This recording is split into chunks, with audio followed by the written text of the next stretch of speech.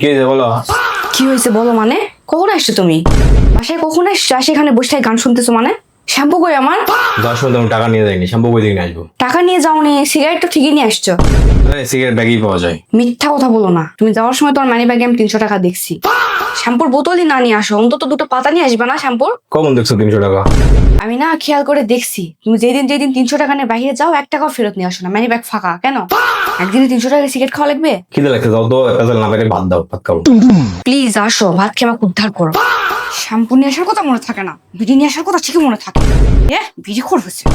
তোমার জন্য একটা সারপ্রাইজ আছে।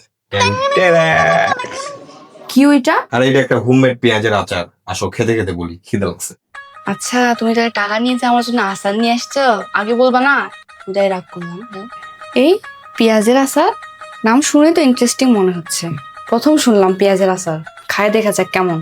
হ্যাঁ, আচারটা খুব হাইপ তৈরি করছে। এটা নাকি অথেন্টিক একদম মায়ের হাতের আচার। এটা একটা ট্রায়াল ব্যাগ, ছোট একটা কিনলাম, ভালো লাগলে আর একটা কিনবো। আচারটা তো আসলে মজা। সেই না, বড় একটা অর্ডার করতে হবে। তাহলে আচারটা আবার কিভাবে নিবো? আমার ভিডিওর পিন কমেন্টে পেজ দেওয়া আছে, ওখান থেকে এই আচারটা কিনে নাও তো। তাড়াতাড়ি বড় একটা নাও। থ্যাংক ইউ এত সুন্দর আচারটা নিয়ে আসার জন্য। আমি তো ভাবছি তুমি 300 টাকা নষ্ট করছো। আরে না, টাকা পয়সা নষ্ট করি না আমি।